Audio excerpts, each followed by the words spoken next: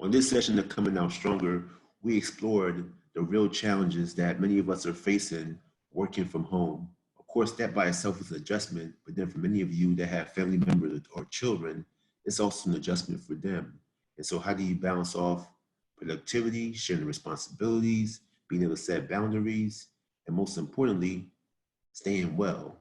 And so, Alfredo, Contessa, and Ben were able to share their insights, and we had a really engaging conversation. So, take a listen.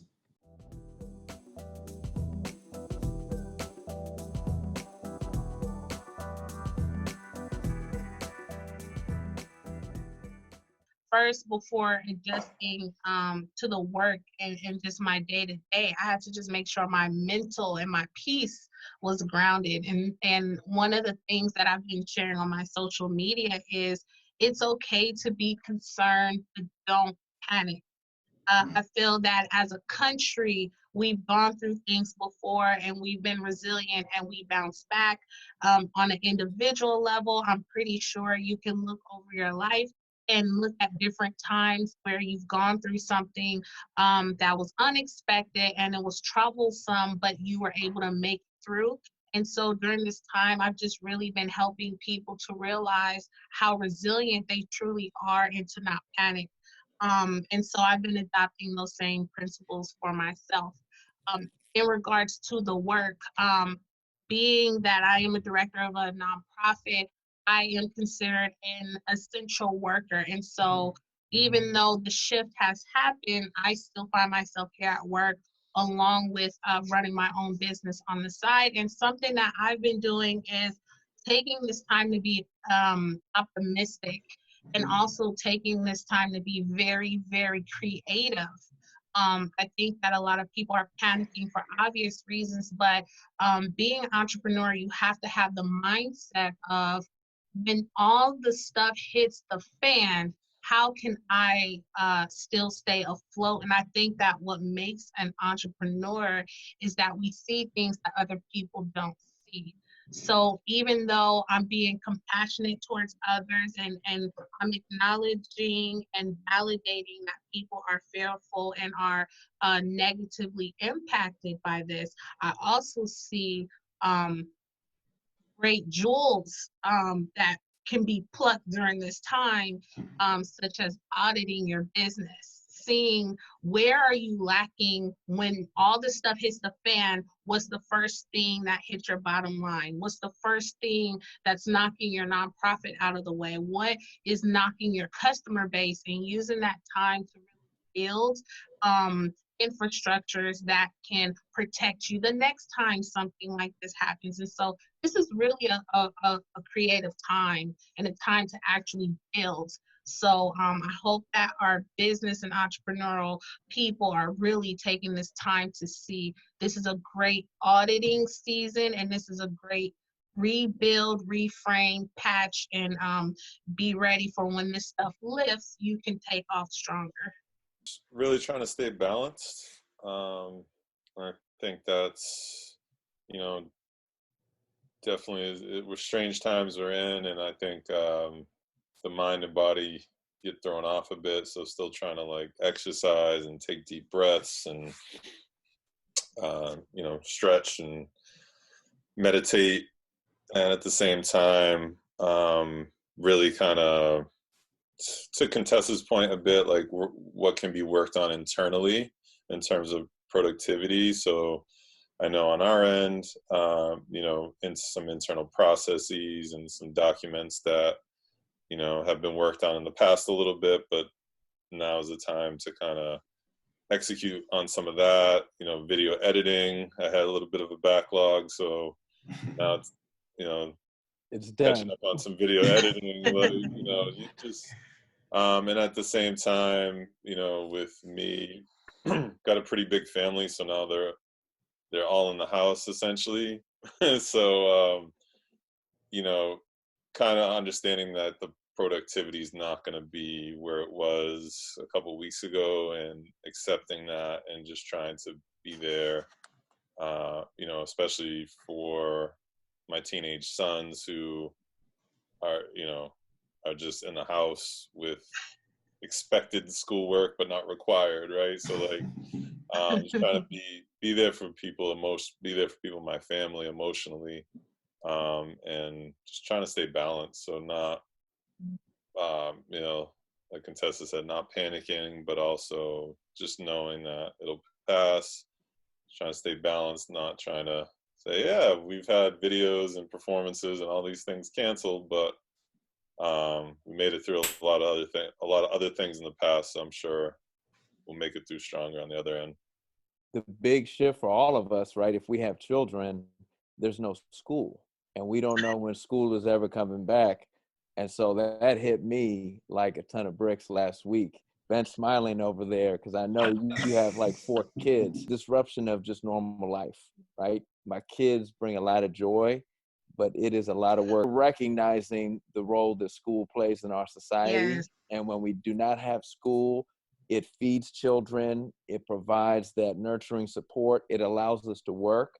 What do? My wife works at Kaiser. She's an LCSW. Contessa, you an LCSW? No, MFT. MFT. So she's an LCSW for Kaiser. And she was going to work, and I had the kids all day, and it was like, oh my God, I felt like I want to be productive. There's no way you can be productive when you have 2 young people who need you, and you got to keep maintaining things for them.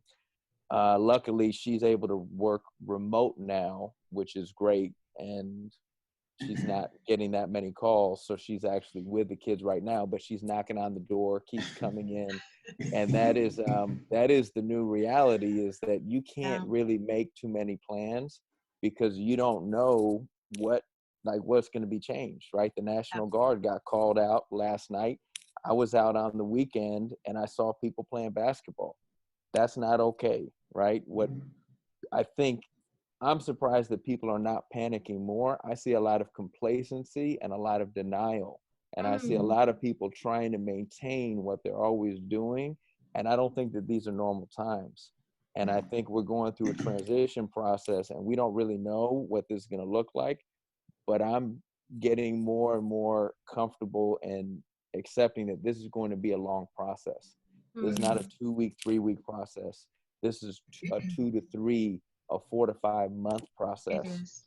But I very much agree with you, Contessa, that this is an opportunity to build, to be creative, because you're not like, all my meetings got canceled. All my big events got canceled. I'm not able to put my energy into those things. So I'm putting my energy into other things. I'm putting my energy into the creative things. Launching a podcast tomorrow, The Future of Our Work. It's something that I've been working on for a couple months now.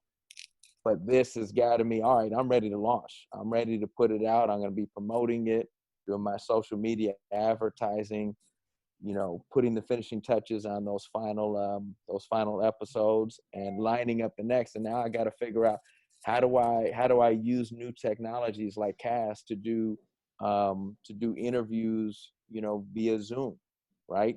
I love CoBiz. I love the studio, that creative space.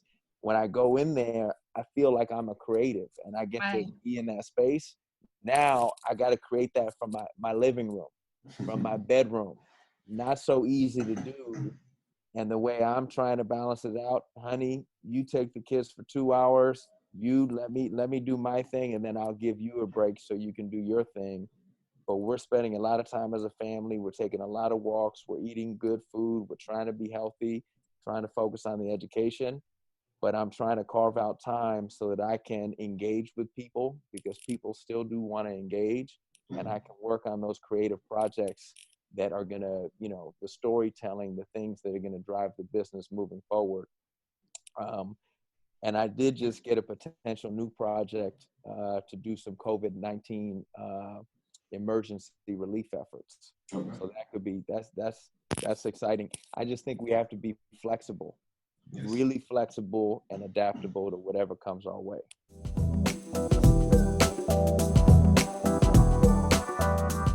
Most importantly, we have to use the free platforms that we use on a day-to-day basis, which is social media. Being a millennial, I know that something that we were born into was technology and MySpace and then Facebook and then all these other social media platforms. But it's a free platform that has billions of users, and we need to tap into it. And the way we have to use social media is through a responsible, authentic way to build community. And I think that if you challenge yourself to turn your business into a community effort, you'll realize your sales will go up because you've engaged a loyal customer base. And so for me, using Instagram, using Facebook, and in particular to Facebook, I use Facebook groups to foster community, to give value to my customer base. And then while I'm engaging them and getting to know them and I'm talking with them, I'm also able to learn their trends. I'm able to learn what is it that they want. And then I make products based off of what my customers or what my community wants. So utilize these free resources. I'm not, when I first started into business, my goal was how can I do business with no money? And then later on, I learned how to build capital. But what I've learned by being broke and starting a business is that you are most creative when your back is against the wall. And when you want it really bad, you start figuring things out. And so that's why I'm really excited. And again, not dismissing the seriousness of COVID scare, but when you're pressured like that, your mind starts to stretch and you start to see ways to get stuff done in unconventional ways. So I think that using social media and being very creative and intentional about it, now is the time to really test those waters. And but for me, one of my coaching in one of my coaching products, I teach people how to build community. Because if you build community around your products or around your service, then what you're doing is you're fostering a need for you. And then you're also allowing your customers to see how authentic you are, because you got people who purchase off of feelings, emotions, off of relationships over products. That doesn't mean you don't want to make sure your product is good, but people are emotional buyers. If you make them feel a certain way, they will buy. If they feel like, I love your hair, I'm buying from you because I love your hair. That's how customers purchase. You got to study customer trends, and they buy off of the silliest things. But if you understand that, then the way you market and the way you kind of target your group, you'll do it in intentional community building ways, so that you can really just engage them and get to know what kind of product should you be putting before your audience. So utilize Facebook groups. I preach that. Utilize Facebook groups. Huge, huge, huge free platform for you to use. Not too many things. I think one thing that I'm very strict about is time tracking, like using an app called Toggle, and just really, sometimes it could feel like you're working for 6-7 hours, but it's only been 3 or 2.5. So really just saying, okay, I'm going to schedule an hour for this task, a half hour for this task, an hour for this task, and like being religious about tracking time. I think to do all the time, but especially now when you probably got only chunks of time to really dedicate, like Alfredo said, having a family at home. So you got to kind of bob and weave and pick your times.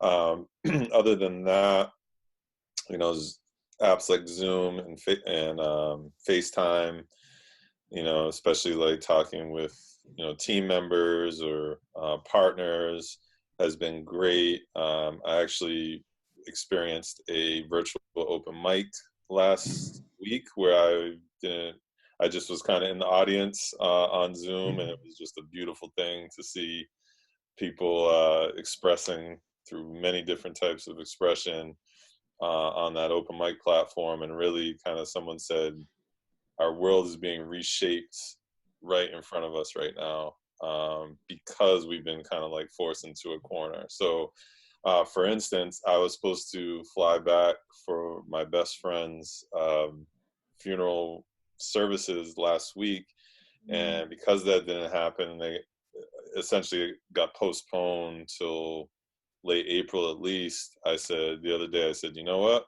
I'm going to put on a virtual service on Zoom and make a Facebook event for it, and send that link out and just remember him with folks and tell stories and reminisce over a virtual platform. Wow. So that type of stuff. I mean, Zoom. We're advertising the hell out of Zoom right now. This is their moment. And yeah, I would say those are the major things. And trying to get sunlight. Trying to, if you have the ability to work outside a little bit. Luckily, we have a yard, so trying to do that, and just I think that helps with the mood. Yeah, those are the tools I'm using.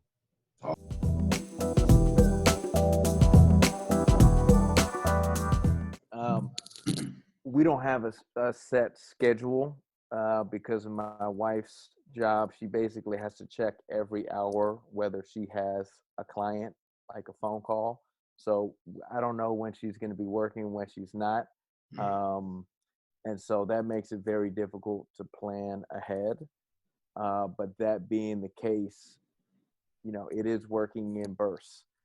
I'm someone who, right, if I don't feel productive during the day, I like to work at night, right? And so I'll crunch out what I can at night. We're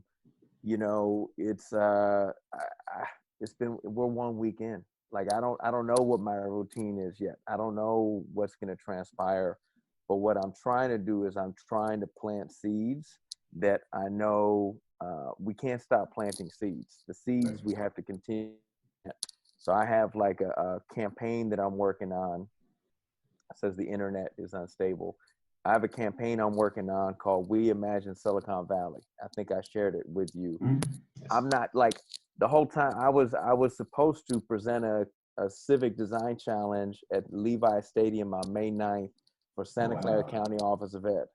That event is not going to happen. That was supposed to be the launch of this big campaign. That's not going to happen. So now I'm still trying to plant seeds, right? The meeting that I had at the city of San Jose is now going to be a virtual meeting this Friday, right? So I have to find a way to engage stakeholders and get them to see the vision and get them on board, knowing that we don't have a clear timeline of when this is going to be, right? So I'm still trying to plant seeds, move things forward. One thing that I'm doing that's kind of different is, right, I'm trying a new medium. I'm trying podcasts, right? I'm trying to, I'm going to be promoting this podcast, and I'm going to be soliciting more folks to get their stories out. We need to find different ways to communicate with people. I think people are going to be hungry for connection.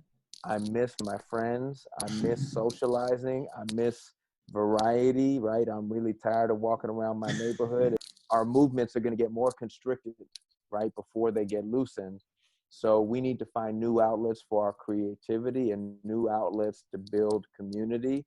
I think people are spending way too much time on social media, right? Right now, like they're just stuck in social media. So if the content on social media if there's not more depth to it, like I feel like if I just scroll through a Facebook or if I scroll through LinkedIn, I'm like, man, this is just very surface. This is like pictures of people in front of things and celebration.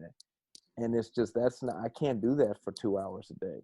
Like I need to engage, and I can't just read the New York Times for 2 hours every day, right? Like I know that some of the things that I'm doing right now are not healthy. I think a lot of us might be doing things that are unhealthy. So how do we have those, like, this is a real conversation, right? I appreciate seeing all of you and learning from you. I need more of this in my life, right? I don't just want to be scrolling through social media and reading articles about how catastrophic everything is. I need to be like planning for the future with other people, because I can't do any of this stuff alone. So, new ways to build community. I'm down.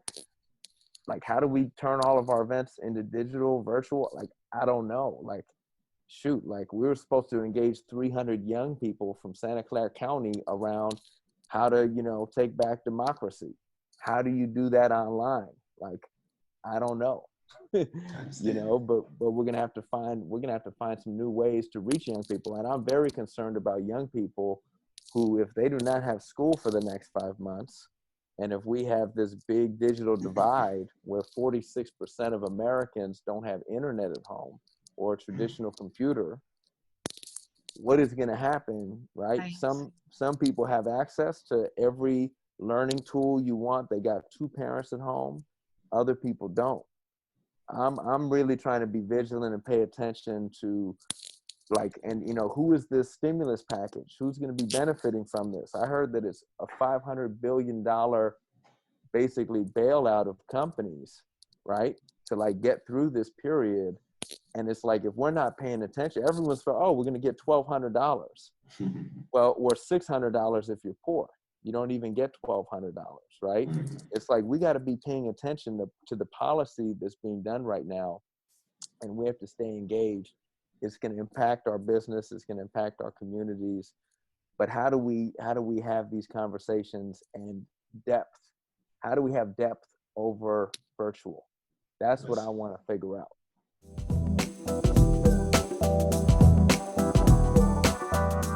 Well, number one, launching a podcast tomorrow. Just create the landing page for it, workingworld.co/projects. And I'll share that with you. Really appreciate Will Chapman, who I met through CoBiz, who's helping to, produce the podcast series. But that's launching tomorrow. So that's the big thing. And I think I just got a project to do a COVID-19 community benefit response for Power Plant Park. So I basically have 10 days to come up with a humanitarian response. Right now, there's big relief effort that is going to have to be underway as people are out of work, as people can't afford their rent, their food. Right, the federal government has a stimulus package coming, but is that going to be enough? And so, Contesa, I'll probably be reaching out to you because I'm going to have to virtually. I can't be on the ground. I'm going to have to be reaching out to people specifically in Richmond who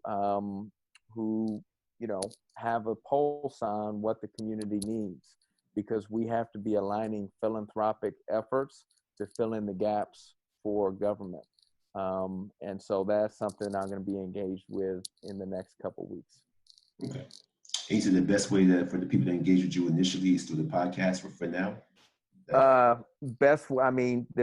If you're interested in kind of hearing the stories that I'm putting out, or if you have an idea for someone who'd like to be, on this podcast, come check out the landing page, sign up, check out the launch, give me feedback. My email is alfredo@workingworld.co, or Alfredo M, ALFREDOM @workingworld.co. Send me an email, right? Contact me. No worries. So in terms of video or communications help, I'm here and available to help. Our website is bigpictureanthems.com, and you can reach me at ben@bigpictureanthems.com. Also, if you're more social media, if you want to contact through social media, I'm on Facebook, Instagram, or Twitter as just Ben Gilbarg, GILBARG. But yeah, would love to talk and help where I can, get involved where I can. You can contact me on social media because I'm really active on Instagram and Facebook.